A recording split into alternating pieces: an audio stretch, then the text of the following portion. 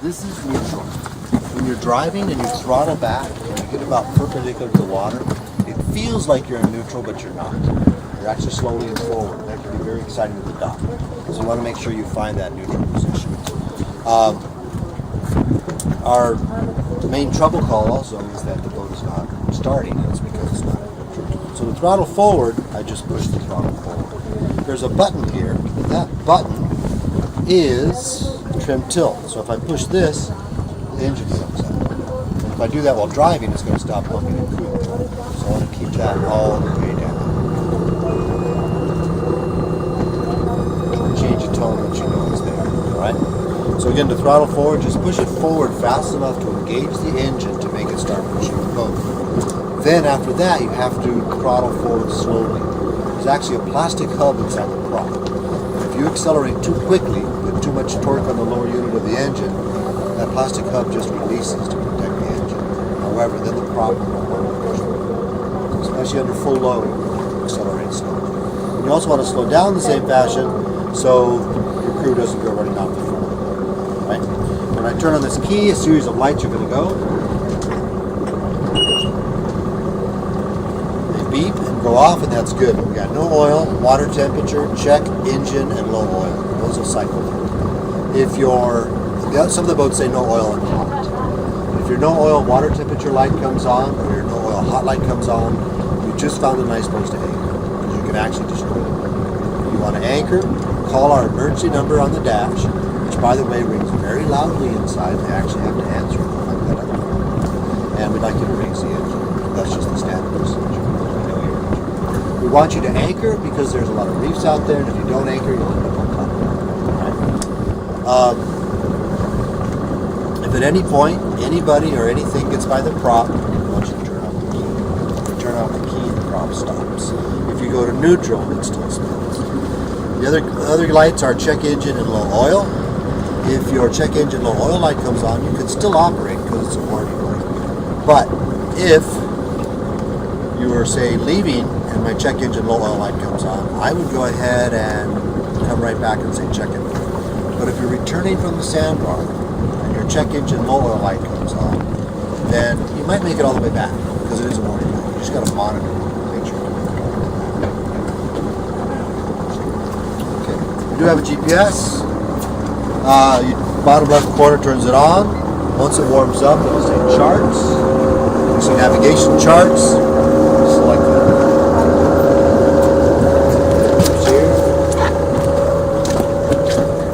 You can always tell a boat mirror because they drive with the fenders over. So that's the first thing you want to do. First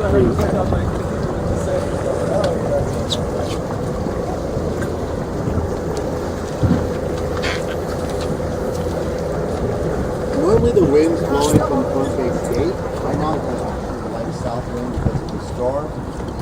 So it sort of pins you to the dock. So you got to back out.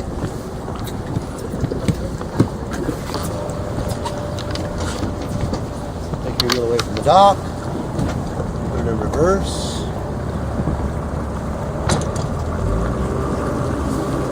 And we would like you actually to back out. Rather than try to turn around from wherever space you're in. I've also learned that when you're in reverse, you should look behind you.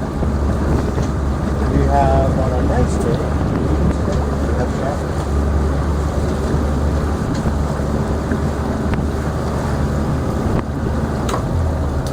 Pause in neutral, 3 to 5 seconds. We're going from reverse to forward. The buoys on our left are no weight buoys, so we got to go slow.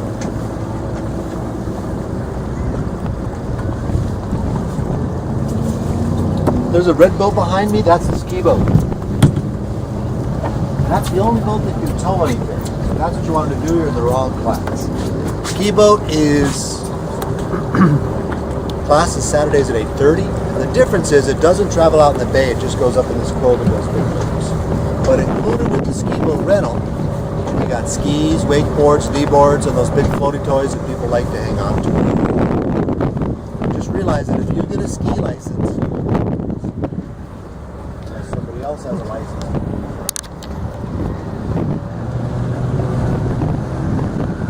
Comes up with charts, I select the charts, navigation chart, I select that. It's nice that it's cleared up. Earlier I was worried because we use a lot of landmarks and we have to refer to buoys and just got this day.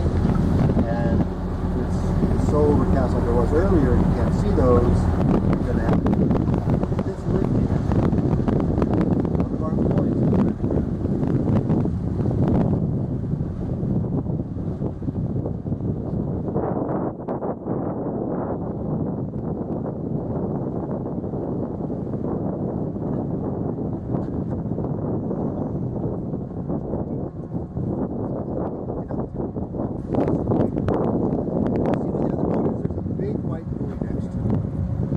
White buoy referred to as the question that we have to interact. Your course is about perfect. Just push the throttle forward. Keep pushing it forward until it actually makes the boat. It's much better. There's a house here too. There's a boat forward.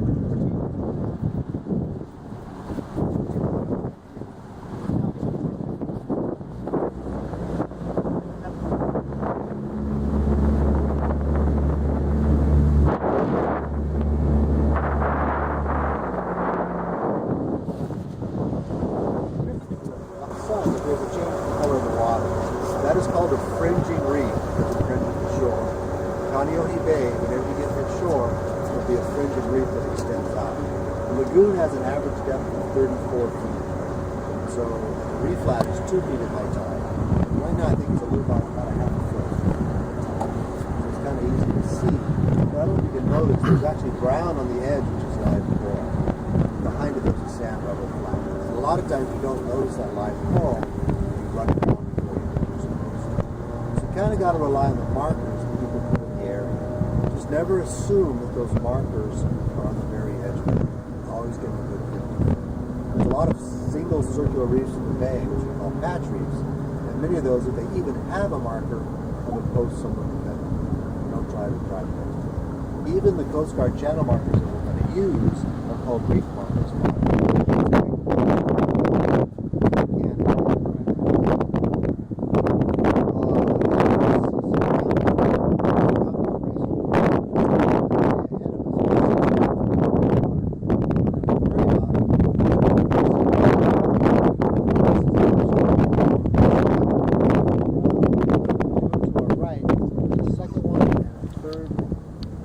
All mark the perimeter of the base. The next two are especially important because they're right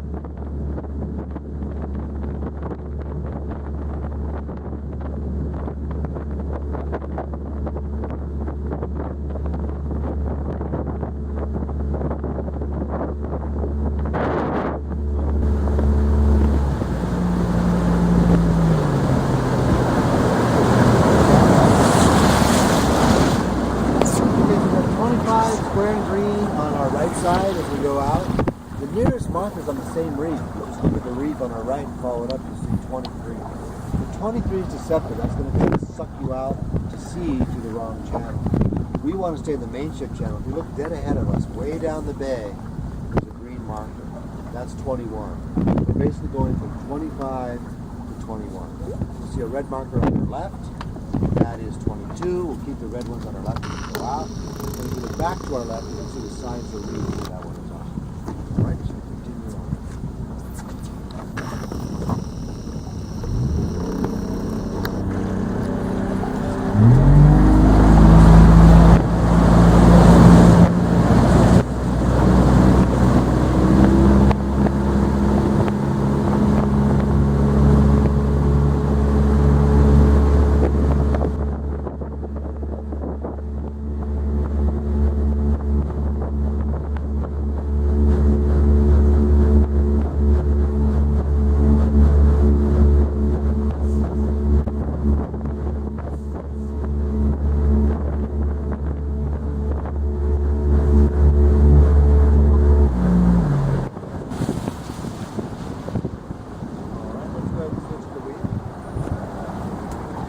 Okay, so on our right we've got a red and green marker. It's kind of confusing, but that's an intersection of channels. The main ship channel we want to be in is still dead ahead of us. We can see the green marker a little easier now. The boat's about to cross it. That's where we're going. So if you look out to sea, you see what we call a sandbar. That goes directly out to open ocean. Notice the little bumps that came through. There's no barrier reef, so the water, the swells can come on in. Now we want to ignore that. There's absolutely no reason to head out the sandbar. In the video, what did BYOB mean? Buy your own boat. Right, get your own boat if you want to go out there. Right? Just keep the rentals in the bay. On our right, there's a reef that says Danger Reef. Kind of hard to see how big it is, but it's a circular reef called a patch reef. There's one actually behind it, and there's one ahead of it. And there's another one ahead of it before 21. We call those patch reefs. There's 71 patch reefs in Kaneohe Bay. So when you stray outside the main ship channel, you're very likely to come across it.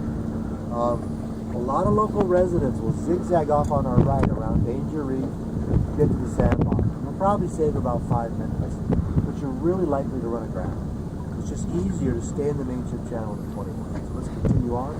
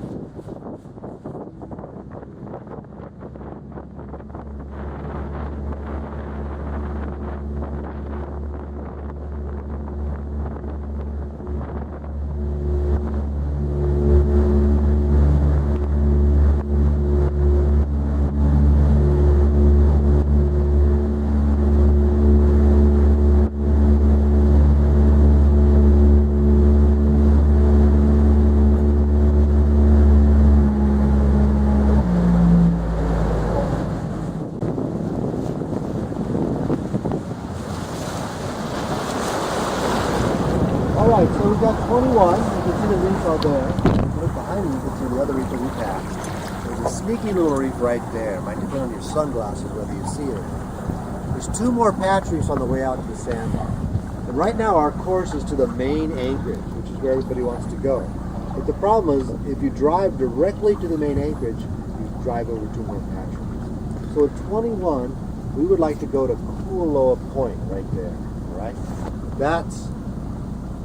We'll keep those 2 patch reefs on the left. You can kind of see the island Chinaman's Hat, or Mokoli'i right there. That point to the right is Kualoa. So that's what our course should be. Behind us is Kaneohe State Pier. That is a state facility, right? But it is off limits to resorts. The exception would be a medical emergency. If you had to go to an emergency, you could head in. There's a red triangle. Keep the red one on your right as you go in. Remember, mechanical problem, I want you to anchor, call the emergency number, raise the engine, and keep your shirt off. Okay, continue on.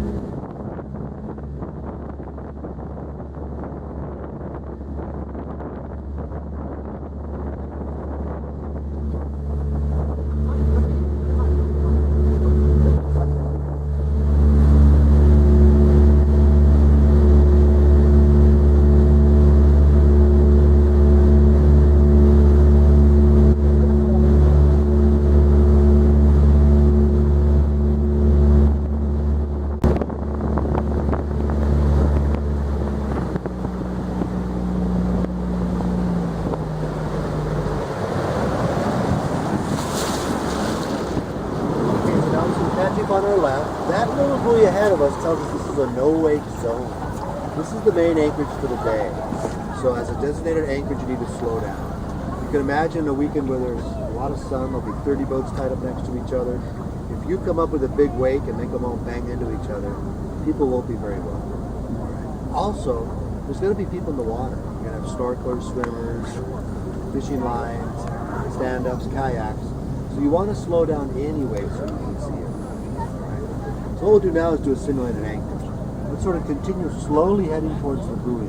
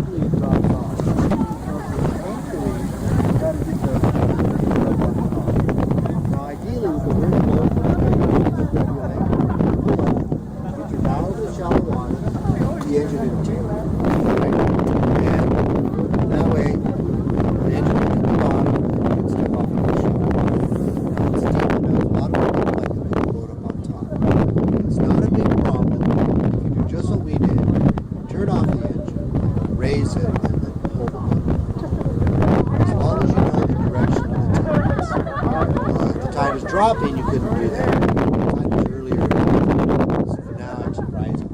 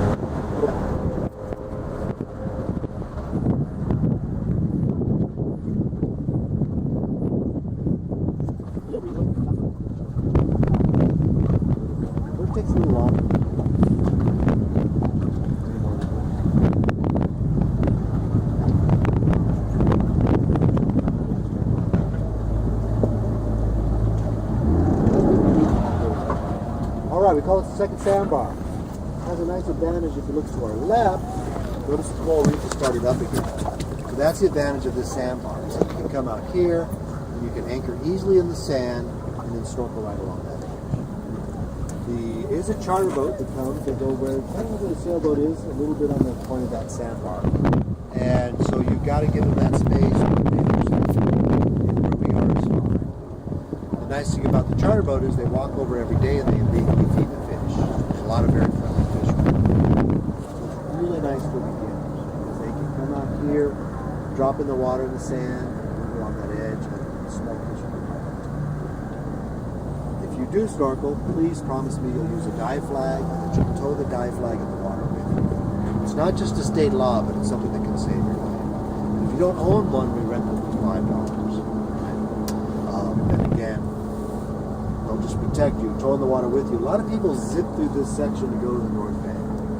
So there's a lot of traffic, so make sure people know where you are. These reefs back here, typically to dive on, they're actually quite nice to dive on. But I'd hesitate to swim across unless I had a dive flag that was right next to it.